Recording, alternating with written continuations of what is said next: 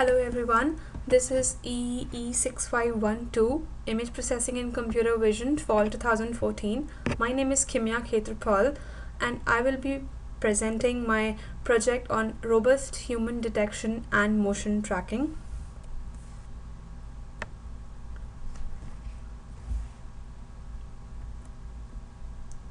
I'll be covering the problem statement, applications, related work, the methods which have been adopted for detection, and show its simulation results.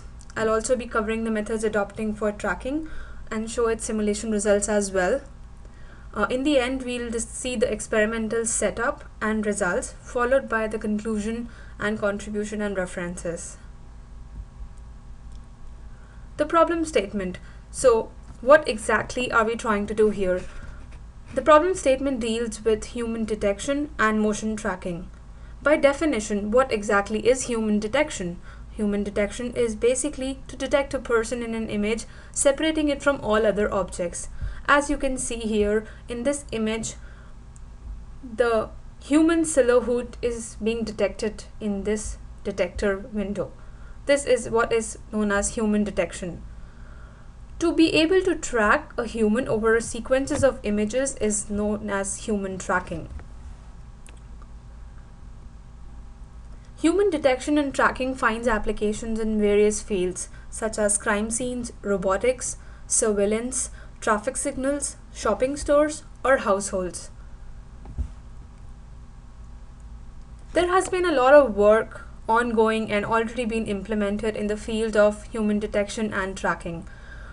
In the literature, we'll find various features which have been used, such as face detection techniques, depth data if you have a Kinect which can provide your depth data, background estimation, features such as color, surf-based features, SIFT features, edge-based detection features, absolute differences, census transforms, morphology-based transforms, Lucas-Canade technique, mean shift and gam shift, and template matching. Most of the features here deal with a single feature or a combination of various features, including online learning with template matching. The methods adopted for detection. Navneet Dalal and Triggs developed the method called histogram of gradients, which will detect humans in a frame. It uses a trained SVM classifier. If you can see, the algorithm is as follows. The input image has a detection window.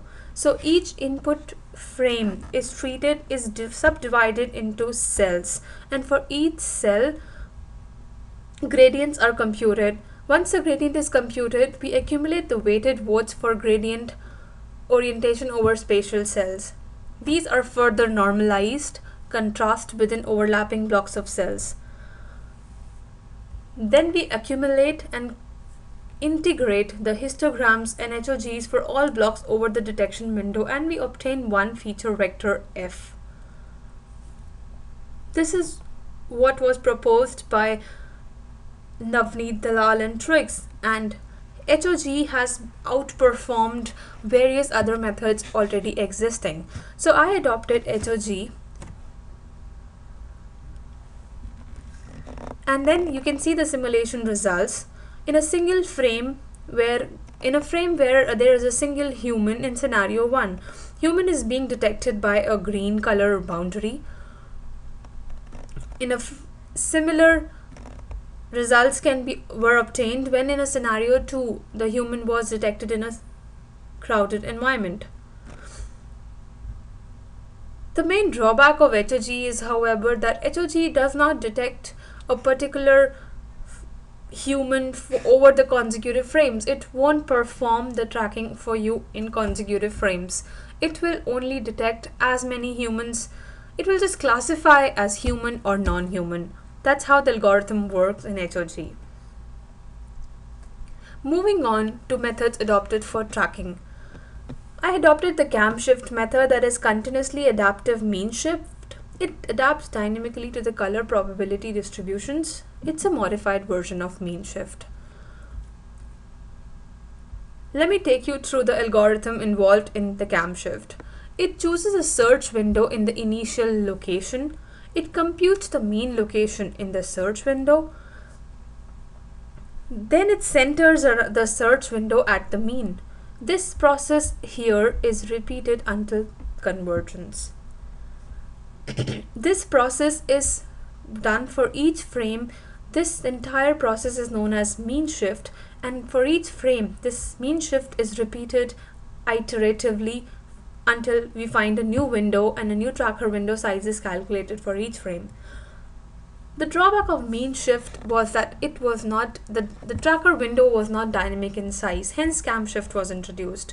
I have used a modified version of camshift wherein I have designed a motion controller. Depending on the human's position in each frame, the motion controller decides how the robots needs to perform in accordance to track a human. To achieve this tracking, I first compute the centroid of the tracker rectangle window generated, known as C2x and C2y. If the x coordinate of the centroid is much more shifted than the center of the image, then the human is moved to the right with respect to the robot. If it is less than the center of the image, then the human has moved to the left with respect to the robot. With only a single coordinate point, that is the x coordinate of the centroid, the motion controller can decide whether a human has shifted left or right with respect to the center of the frame. Since there is no availability of depth data, I use the area of the tracker window to decide how far or near the human is to the frame, to the webcam. If the area occupied by the tracker window is greater than a certain threshold, it is obvious that the human has moved towards the robot. Whereas if the area is lesser than the area of the image by more than a certain threshold, the human has moved away from the robot. This motion controller is the novel design that I have obtained.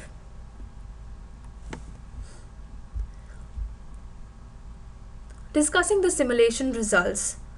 In the initial version of my program, I select the color to be tracked. As you can see, once the selection is done, the histogram is computed for the particular region of interest. Once the histogram is generated, the region of interest keeps updating the tracker window with every frame.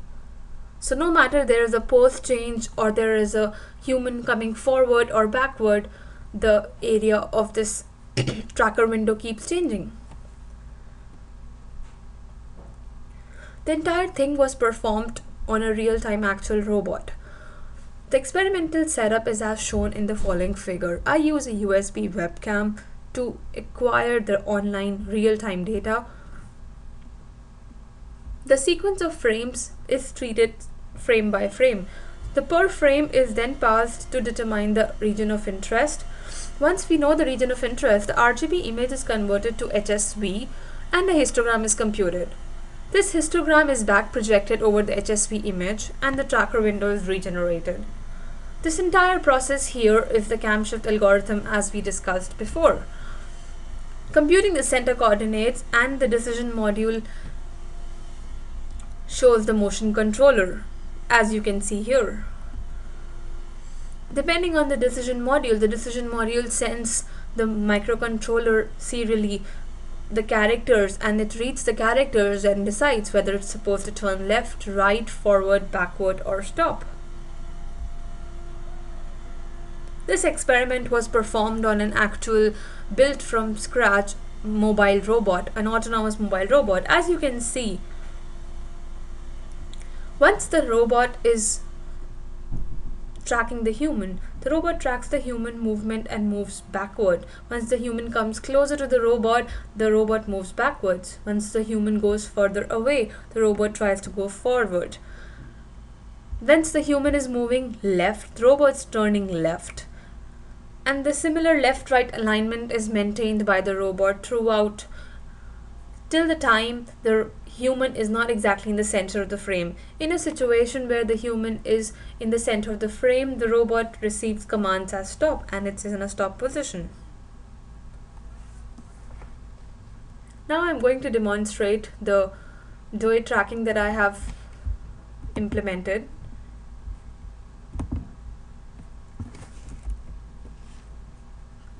This version of tracking is by selection.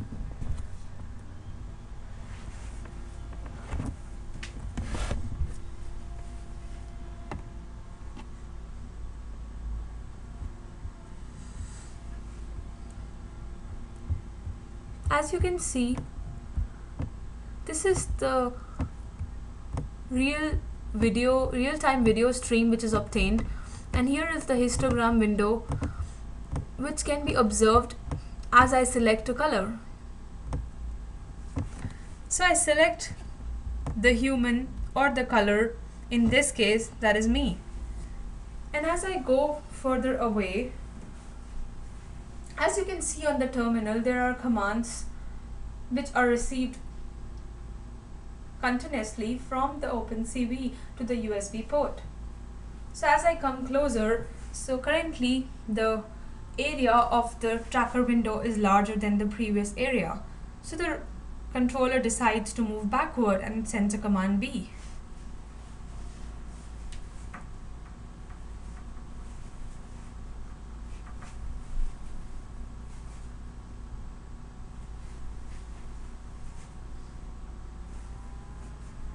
Since the human is shifted, the x coordinates of the center of the tracker window is shifted towards the right of the robot. With respect to the robot, you can see R, and the similar can be seen as L, and the similar can be seen as I go forward. The area decreases and it reads us forward. You can see the histogram over here.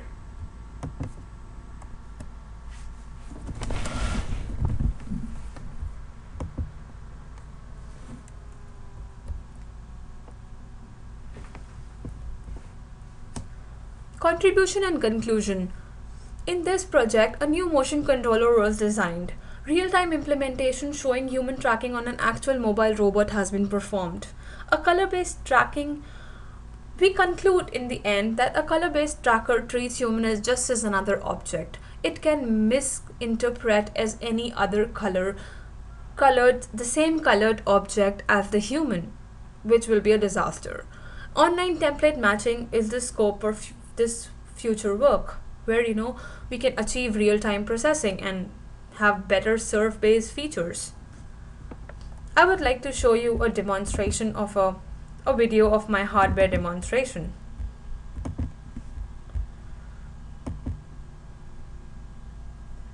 If you can see, the robot tracks the human movement and moves backward. It detects the human going further away and it follows it. If you can see this position, currently according to the webcam's live data stream, the human is exactly positioned in the center of the frame. The motion controller has been designed such that the human, whenever is in the center of the frame with respect to the camera, the robot's going to be in stop position. So although it is a motion tracker, it maintains the specified distance from the human. You can see the robot turning right as the human turns right, and the similar can be seen when the robot turns left following the human.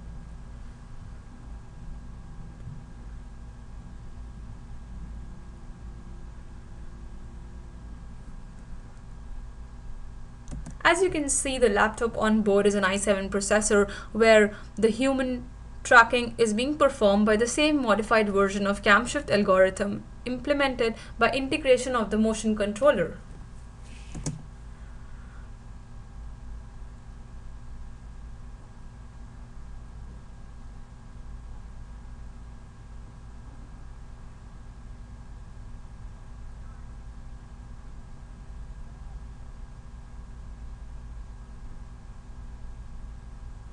This is the forward motion. As the human moves closer, the robot takes a step back and performs backward motion until it again achieves the human in the center of the frame.